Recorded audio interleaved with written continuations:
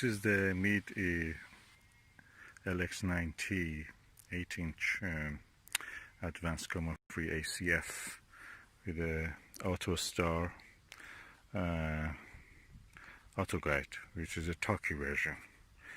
And now is doing I've leveled it using my mobile phone and also true north. It found a true north for me. I've attached the Velcro on the back of this and the side, so I can attach this if I want. I'm not going to use that thing for here. There's a clamp, and I'm not going to enter. There's no pointed. So it's searching now for the star Vega. Of course, I've not attached anything yet. No, as you can see, no back focal tube, no diagonal, no nothing else. Okay, I'm just letting it do its job. As you can see, this daylight, of course, you cannot see much. So I just say that I agree with it. That is a star Vega, and I'll let it go now for the star Capella. And he's looking now for the Capella.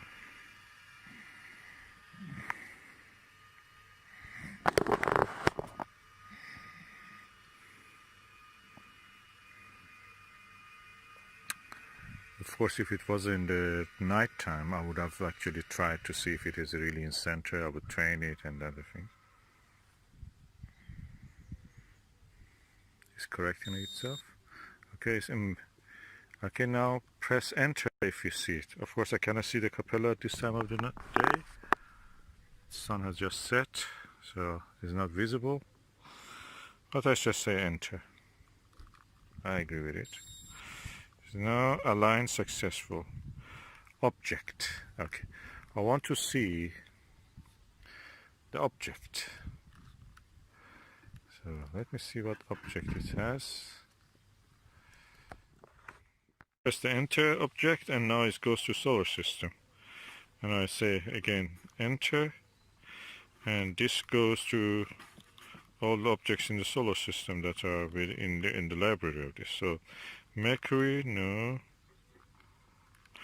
Oh, sorry, I have to go here actually. It's a weird system. Mercury, Venus, you have to press this and this.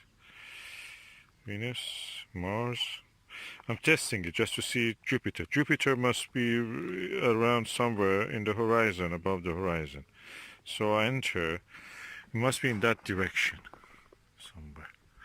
If it goes into that direction, that means it's working. So I enter.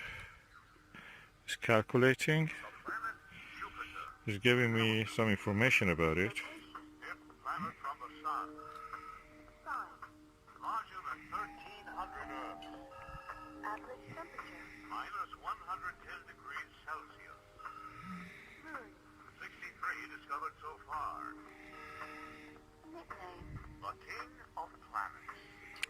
Okay, very basic stuff. Distinguished by its giant red spot, thought to be comprised of a raging storm of hydrogen and ammonia. So it says it's minus 5 degrees behind the horizon, or is under the celestial equator. Let's see anyway. Impressed by its colossal size, ancient Roman astronomers named the colorful behemoth after their primary god, Jupiter, or Jove. Later philosophers attributed happiness to the planet. It's not reason, so it doesn't tell to me. Oh, I've not entered the correct time, by the way. It says 3:10 a.m. The time now is around, around 9 o'clock. Let me just enter the correct time. That's another session. What's your boyfriend? Where is he? He's a handsome looking. I bet he read your rump any day of the week, wouldn't he, lady, eh? He would. He would read your rump any day of the week, that day. Yeah, he's read your rump.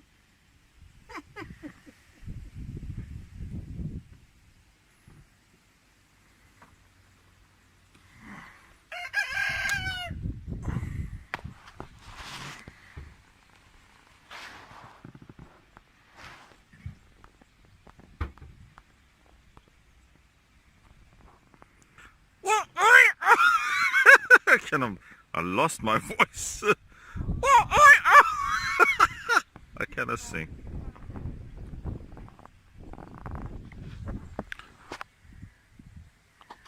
He understood that I'm not a threat to him.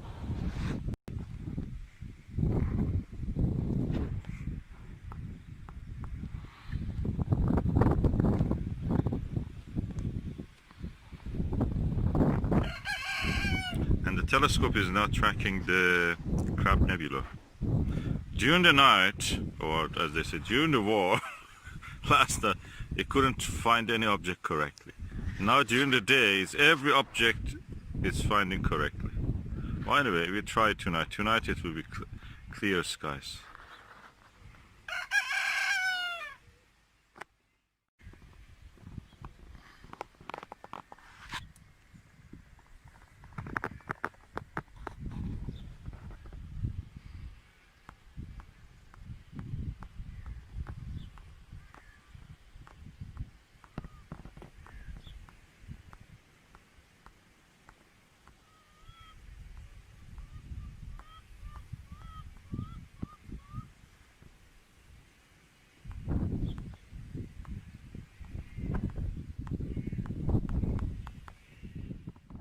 I recommend when you get a telescope, a Meade telescope with go-to system, reset the auto star. You go to the mode and go down using these scroll buttons here, and you go down or up and find reset. You have to reset it. Then when you want to operate every time, I think you have to go first, set the date, then set the time, day saving, summertime, 1 hour ahead or behind, which is winter normal time, and that's it. And then you go for the alignment again, and auto align or 2-star. I'm using 2 stars and adjusted the telescope toward the magnetic north using my mobile phone. Hopefully that's correct. And now I'm entering and let it go to find where it was. Acherner, okay, I don't want the stars I can see here. Is one of them is that star, which is the, you see the center. That's the Arcturus. So I go down.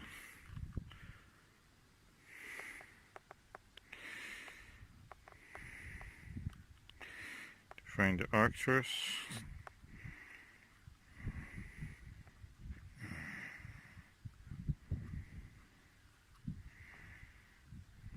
Antares must be also visible beside the Jupiter, but I'm going for Arcturus. Arcturus is here, and let us see if it is correct. Now I can find it. Okay, it's turning toward the right direction. I'm going to turn on the flash so you can see.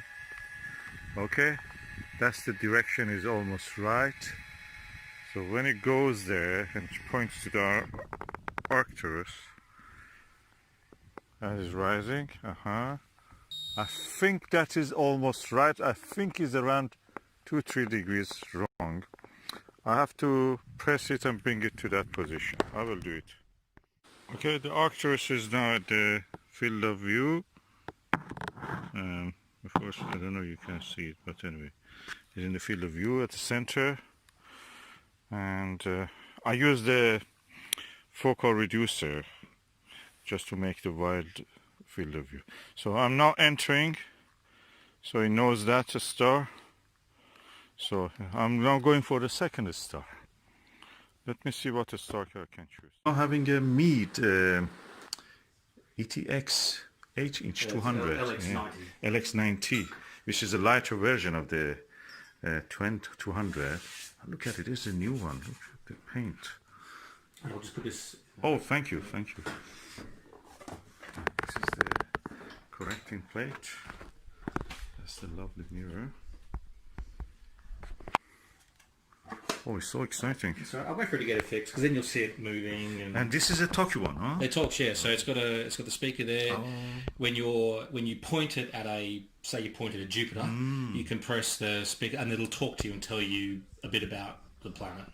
Is it possible that it finds its way around or no? It does find its way. So if we were outside, Oh, it has a. it's got GPS. So it's trying to take a GPS fix now, but because of the house, it's very difficult to get a signal in here. But if we were outside, we would point it north, level it, and then it fixes it automatically slews to 2 stars in the sky, 2 bright stars. So it'll slew to the first one Accurately. Well, yeah, I mean, you need to see, it may get it accurate first time. If it's not, you just look through the thing and you just adjust it slightly. So you adjust it slightly, then you tell it to go find the second star, and if you need to adjust it again, you do, and then it knows exactly where it is. So then you can just say, go to Saturn. Just a question. It has a 2-inch tripod, I see. Is it possible to put it in the windowsill and without the tripod, just put it in the windowsill to have a look? Yeah, I think you could. Oh, is it stable? Yeah, because that comes apart. So we will take this apart to transport it. So otherwise it's too heavy. Is it stable, you think? It can stand? Yeah, it'll be stable, yeah. Oh, that's lovely. I just kind of have a go tonight, probably. But looking at the forest. I'll just see, wait for it to get GPS switch. You should get one soon. So basically, this... don't worry, inside the building I don't expect you. Yeah, that's right. But you see, you got the adjusting handle here. So there's that one. And then there's this one here, which... Oh yeah, for the azimuth. Huh? But we'll wait for it to get a... It's lovely. I'll show you Impressive. Impressive. So north is about there. And I'll level it.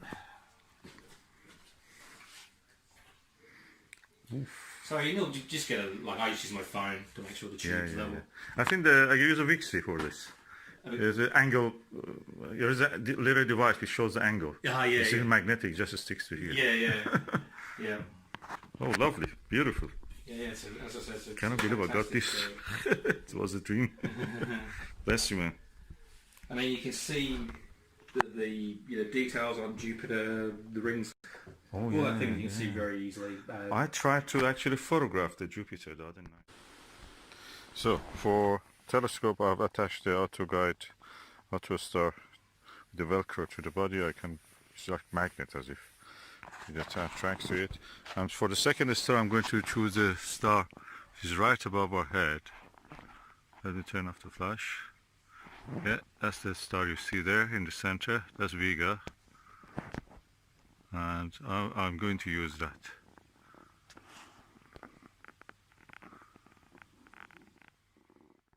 I've not chosen the star Vega. The easiest way is not to go alphabetically A, B, C, D in the name of the first letters of the stars. Go upward, scroll upward and reach from the end to the beginning. So I'm now going to enter this. And telescope will start to slew toward the target, as you may be able to see.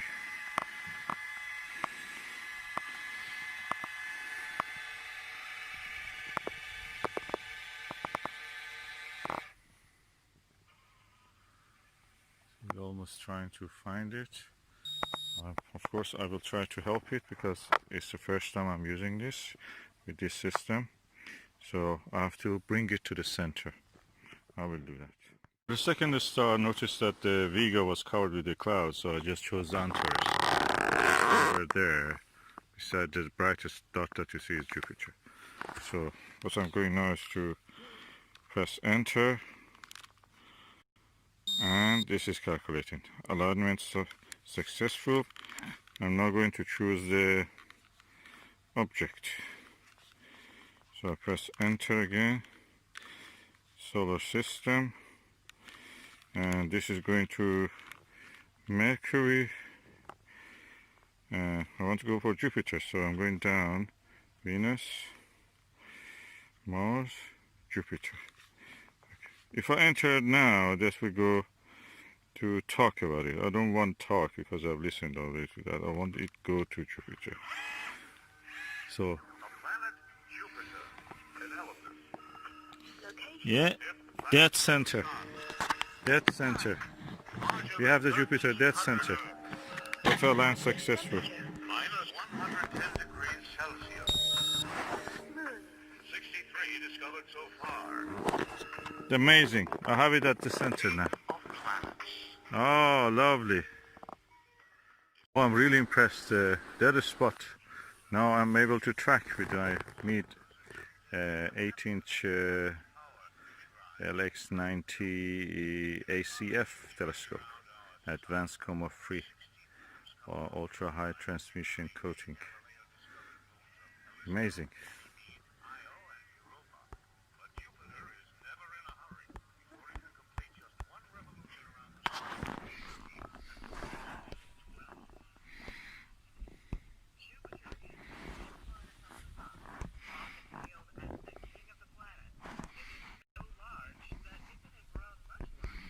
That's amazing.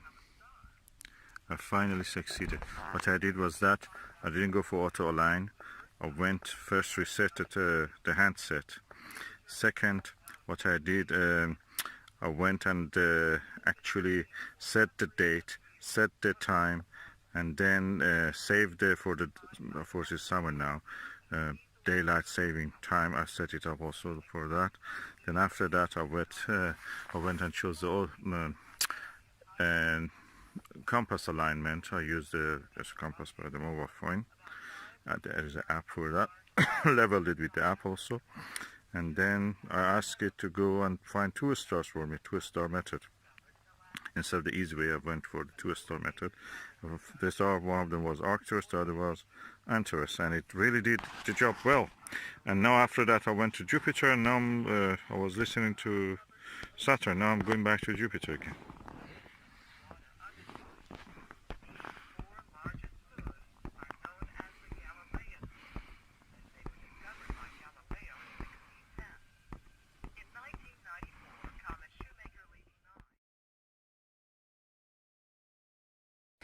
Okay, I asked the telescope to find me the ring nebula, Messier 57, and it found, for the first time I'm seeing the ring nebula. It's, with the averted vision is clearly there, and oh, I'm so excited. I love this telescope. That's such a good piece of kit. Oh, exciting.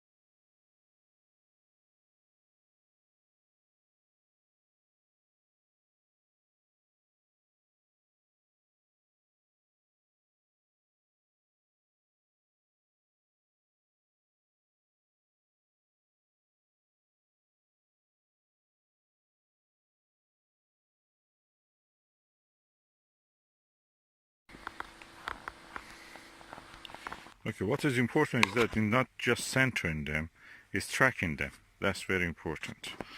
So I may later try to do some astrophotography. I'm just learning this system, how it is, and I'm really enjoying it. I'm now watching the M22, a globular cluster in the Sagittarius, which is somewhere there.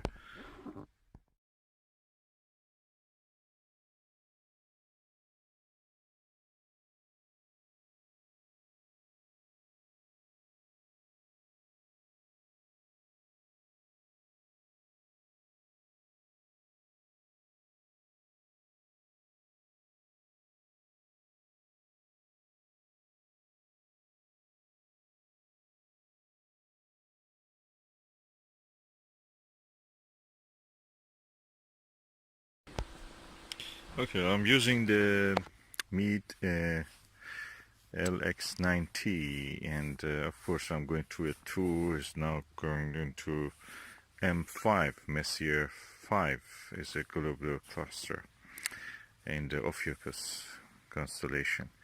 What I was noticing is that when I was using this is that when I need to, when you want to look through the eyepiece, you need to hold your hand somewhere and just be sure that you can keep your head at a good distance from the eyepiece. So these handles come useful, very good for that. I always wondered, because they are not good for carrying or lifting the telescope.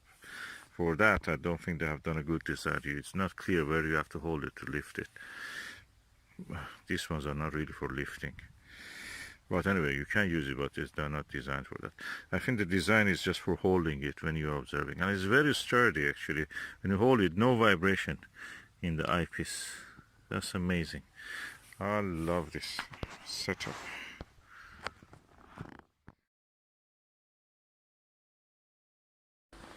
Okay, that's the first lesson I'm learning. Dew forms on the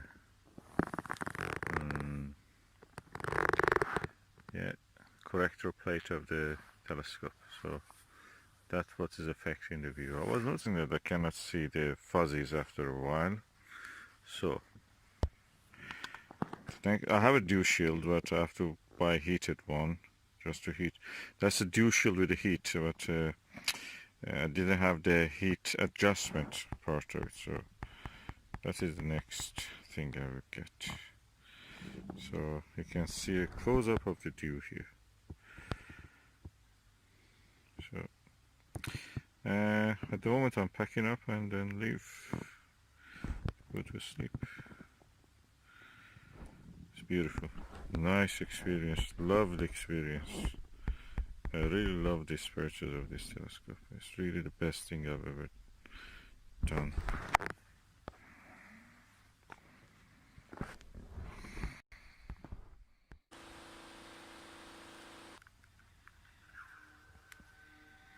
The planet Saturn. Analysis.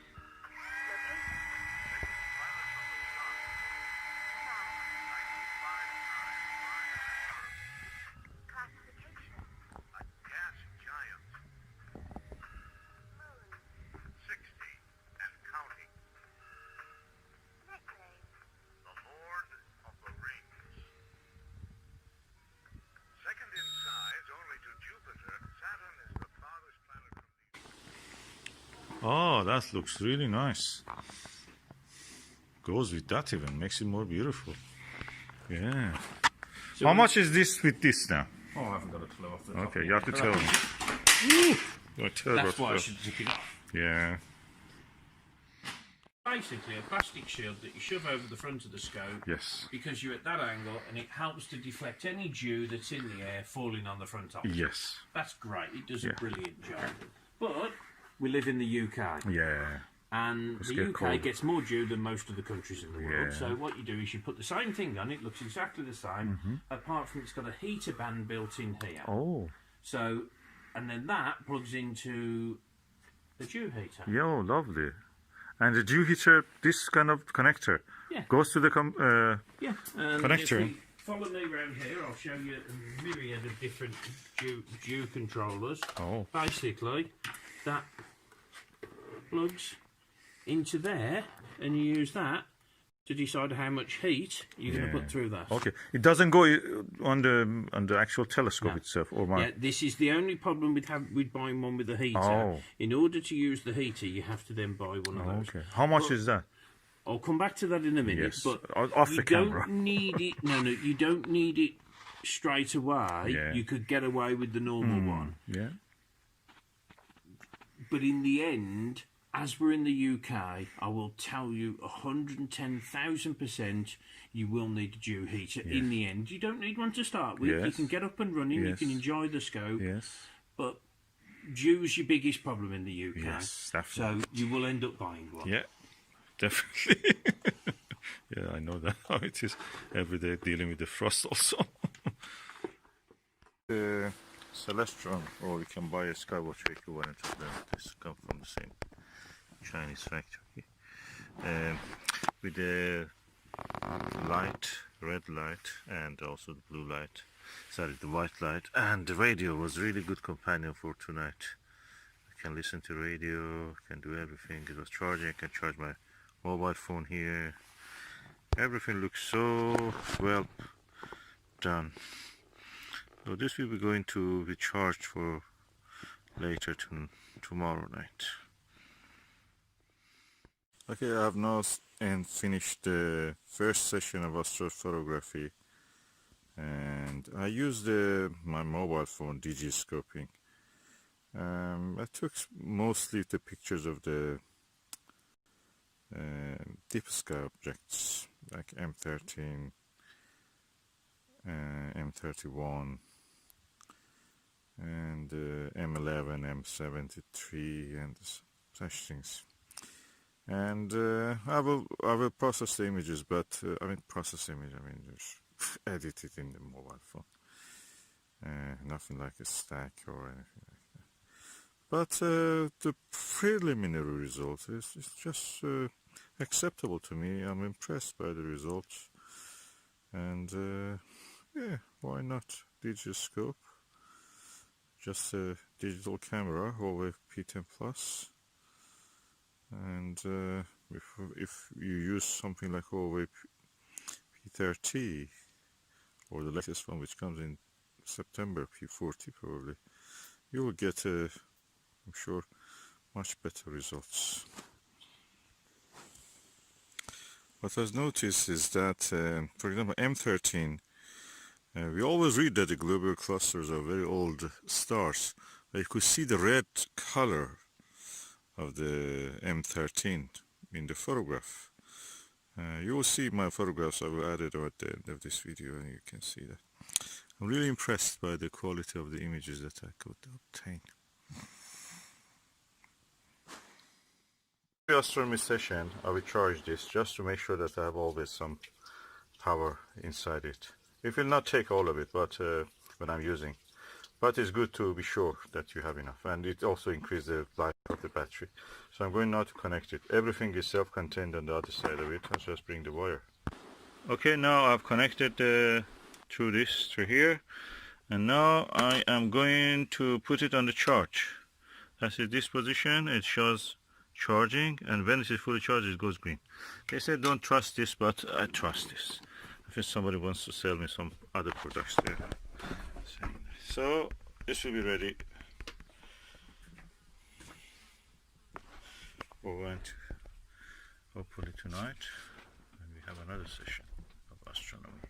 It will be not cloudy again. Okay, I have now finished my session of observation with the Meade LX90 Advanced Coma-Free Telescope. What I will do to cover it, if I want to keep it on setup.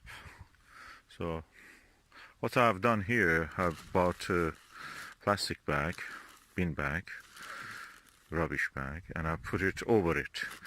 And there are specialized bags also, you can use them.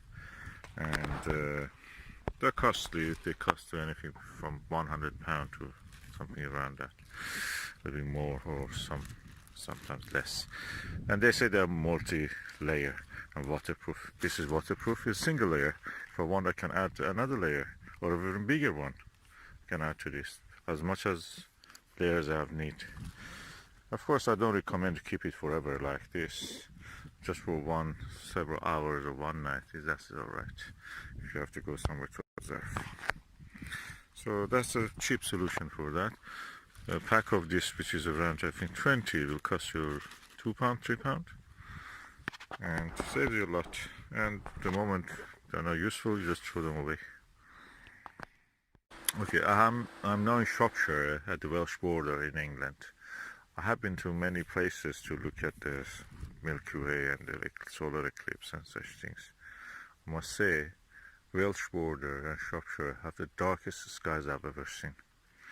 I never was able with any of my telescopes, with naked eye, anywhere to see the scutum star cloud as clear as what I saw here.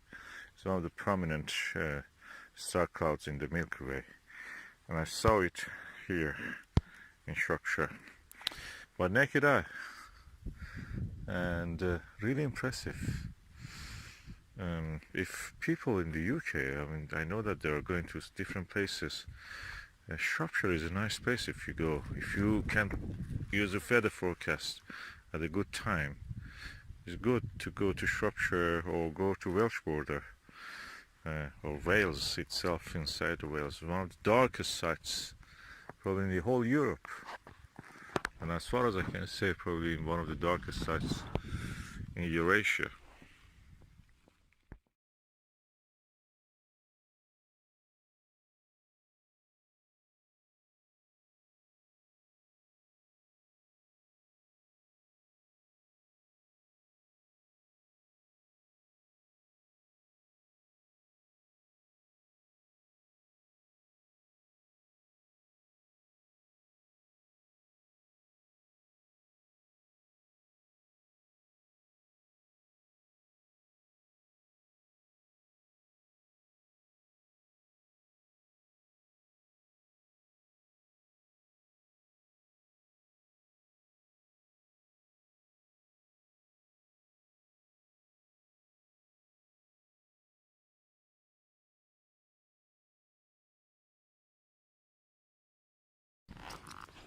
Okay, I had a visit to the mill, which is there. It took around 20 minutes, and now we are back. Most of the condensation has gone, so it worked. Beautiful telescope, I love it. Last night we had a lovely view of the sky. Everything I pointed I could see. And the Milky Way is amazing here. I think this is one of the darkest sites in the world, probably. Because in Wales and Welsh border there is not much people, and there is not much light. So it's amazing. As you can see here. I'll leave it open for a while just to completely dry up.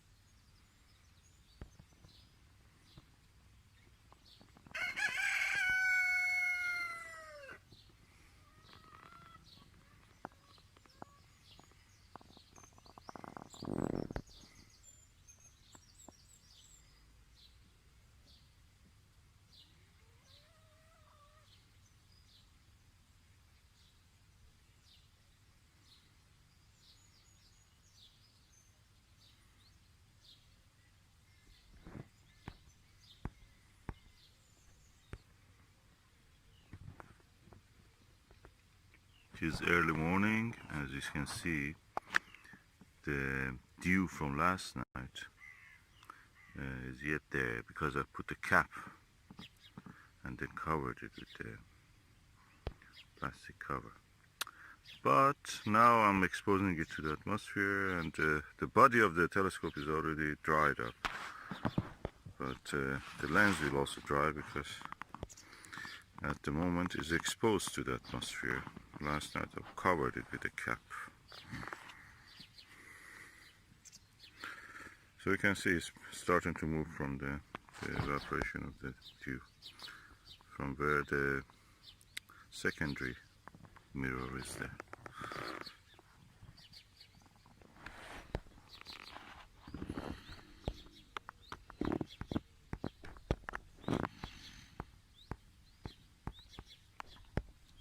So probably next time I'll bring a little heater also, I mean hair dryer. But the best thing is to have a device, even I can build it myself, is a Constantan or Nichrome wire with a little battery attached to it. So it just will heat it up.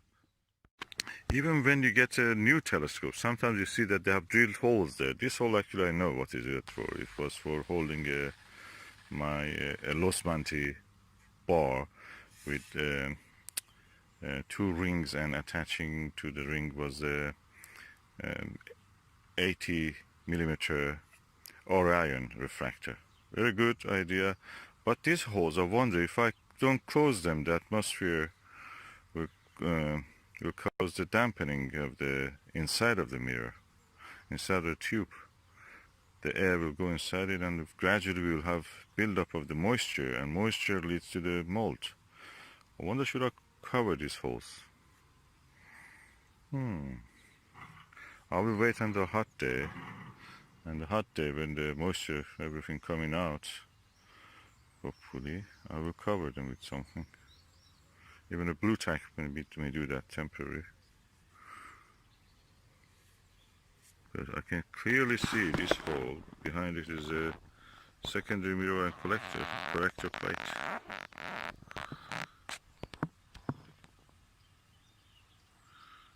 Yeah, that's what you see, the secondary mirror conjunction with the corrector plate.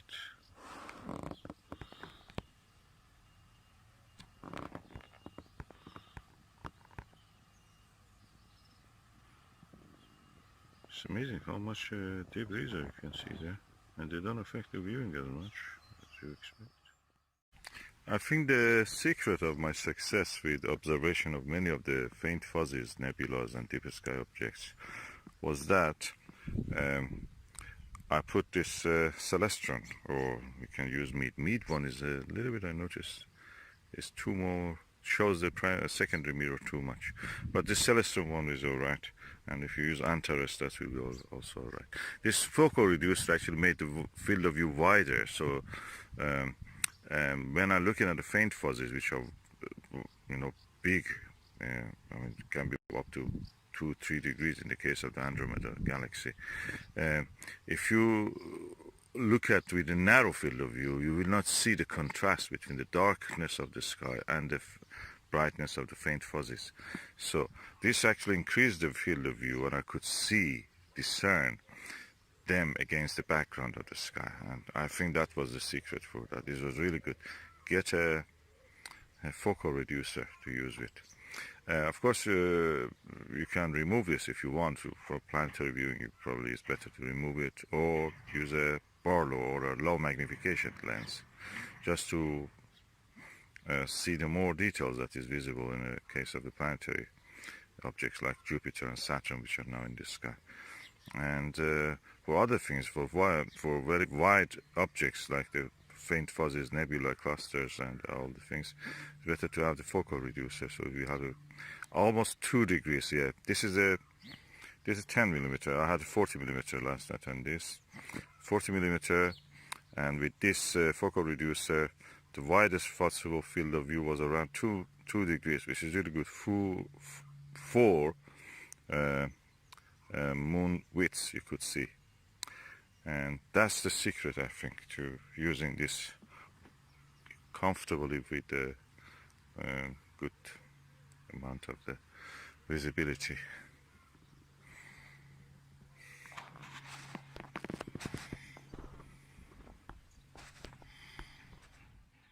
This is the heaviest and largest telescope I've ever used on a windowsill. This is the 8-inch Meade LX90 ACF ADVANCED COMA-FREE latest model, and I'm using it on the windowsill.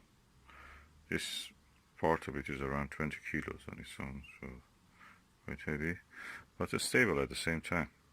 I'm using it in ultra-azimuth mode because the window that I have is not big enough for turning and positioning and letting it automatically go and find the north and level itself and everything based on the GPS that it has, because that way actually the tube will hit the window.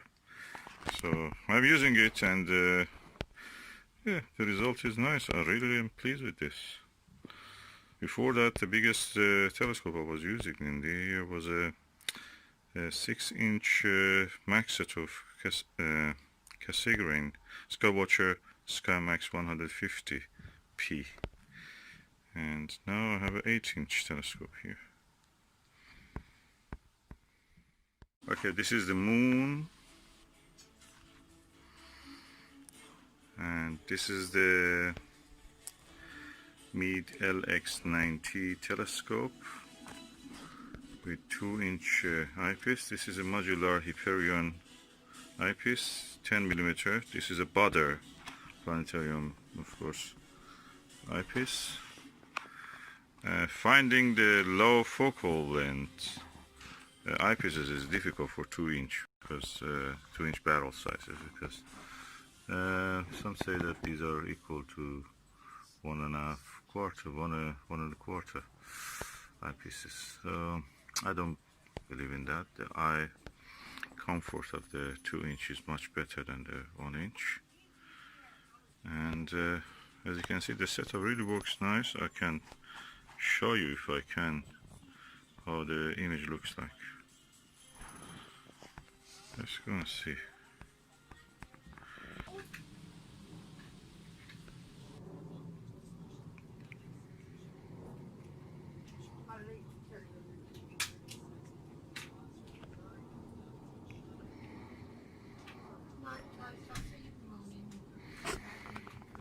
My hand is shaky, so I can't really hold it. I have to use one of those camera adapters, but it's too late for this.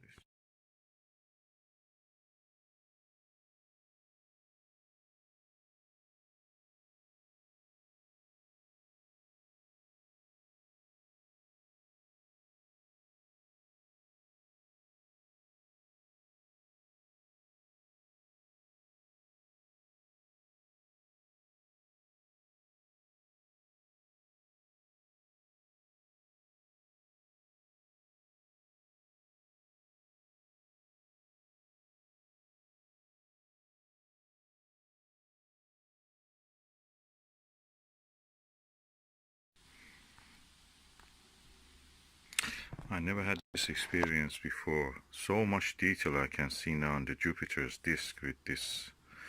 I wish I could show it properly, but my hand is very shaky. I cannot show it really as good as I wish. And yeah, it looks like photographs that you see everywhere that they are produced with CCD images and other CCD imaging devices, but with more detail. You know, it's amazing. Great red spot is there. It's beautiful. And that is the moon. That faint dot is the Jupiter, and I can see the great red spot and all the details, all the blue patches and everything, blue-green patches.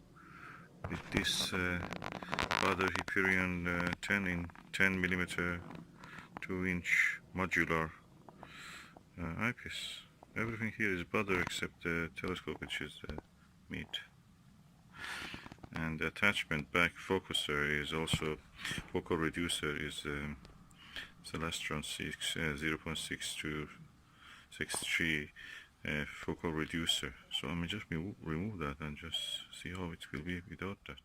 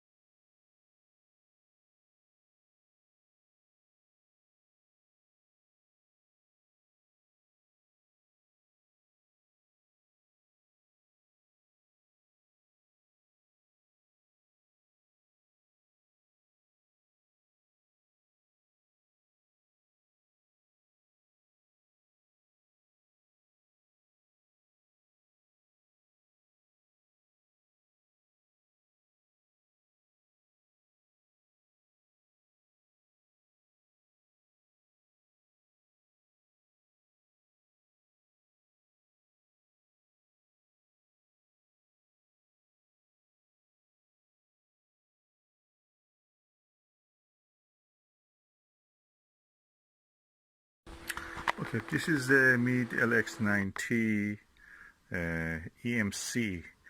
I bought it from ENS Optical in Birmingham, a guy called Steve. And I really regret I paid £950 for this. And I got this one, is a LX90 ACF Advanced Comma-Free. I bought from eBay, £520. And I'm looking at the Saturn at the moment, which is somewhere in that dark. And I was wondering why when I look at this, it's just so unclear. It's just fuzzy, it never comes to focus. I'm using the same, detach this back focus with the diagonal and the ortho eyepiece, and I use also this for targeting, the Fossil 40mm Astro Revelation. And I use the same on this. In this one, crystal clear, amazing clear, and in this one, rubbish. You cannot see anything, you know, just through hazes if you're looking. And I can show you nothing wrong with the front. But when I was the stars, look at the stars autofocus, this doesn't show any, it shows that it's out of collimation. Even worse than that, I think that the mirror is damaged. It's deformed, kind of. Instead of being round, it's kind of hexagonal. And this one is perfect circular. 520 ENS Optical 950. Rubbish. The guy doesn't know, either doesn't know about anything about the telescopes, or he's just dodgy seller. Steve is probably a dodgy seller. I don't know it. It looks completely faulty. Doesn't show. Well, I was looking with both of these on the Jupiter just a few hours ago. It was visible, and in this one I couldn't see more than a hint of the brightest of the, I think, South Equatorial Belt. With this one, every detail was visible, and I'm surprised and disappointed actually.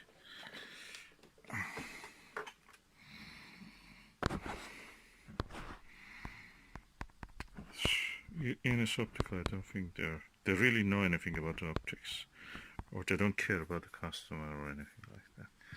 I don't feel that they really care.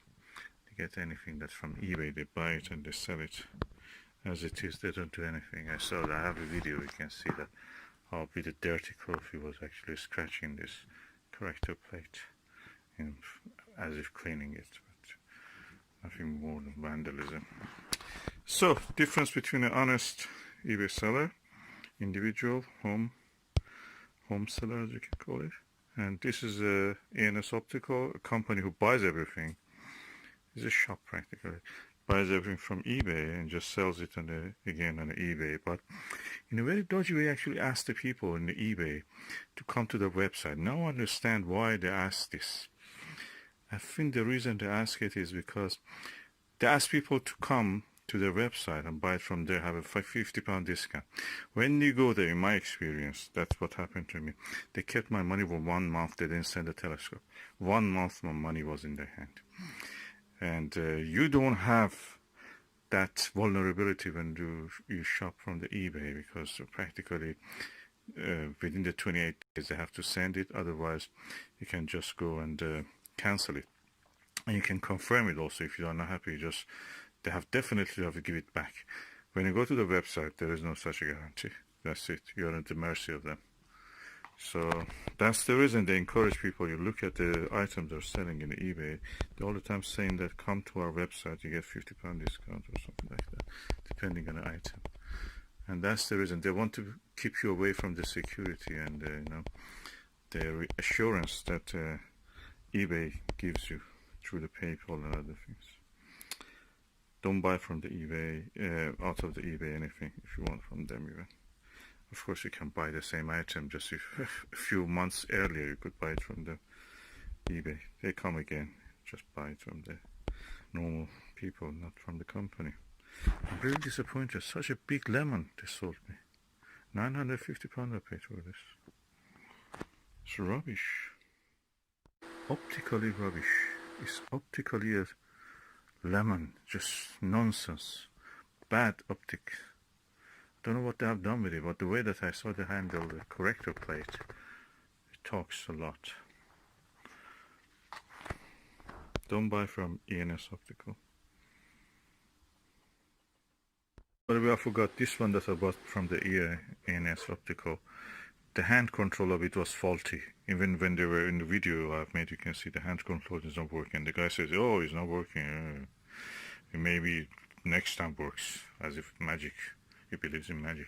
Anyway, I had to write. After 3 months, I think, communication, he finally sent me a replacement for that. For the faulty one, so practically. Yes, 3 months I paid, and 1 month I didn't have the telescope. We were just using my money, around £1,000, £950 with the petrol and everything I've collected. Then after that, 3 months of wait to just actually be able to use it with the thing, with the hand control. Not good experience. I was thinking a long time why this ENS Optical guy was telling me that you are lying. When actually I paid money and I just wanted to come and collect it as he told me that you can do it. And I was thinking why he was worried, why he was selling such a thing. It's just pointless. I didn't understand even what it means when he says we have fraudulent people lying. My money was in his bank account. And 1 month passed. He was just every time saying I'm in Spain, I'm away. And now I realize that he may have some dealings with people and he made a fraudulent treatment or something like that. Something went wrong and the customer service was so bad, somebody complained to somewhere important. And he was aware of that and he was worried that somebody may come after him. He want to see him in his place. That's the only reason I can think of. Otherwise, what's the point of it? I paid the money, I just want my item. And my money was in his bank account. Direct debit, it went to his account. And I was wondering why £950 went to his bank account, and yet he was moaning about these things which I couldn't understand. I couldn't figure out what he's talking about. The money is in his hand. He has to deliver the... I think by then he was just trying to... because I saw a lot of things. I have a suspicion he may put parts, take one part from something, put it on another one. Just makes them, something like that. That's what I'm thinking. The the box that was for mine went actually for somebody else, and the rubbish wrapped LED came for me again. None of this was mentioned when I was buying it from his website, ENS Optical. So it's just all dodgy, looked dodgy, not right to me. I wish I didn't buy it, but then my money was in his hand, so I couldn't really.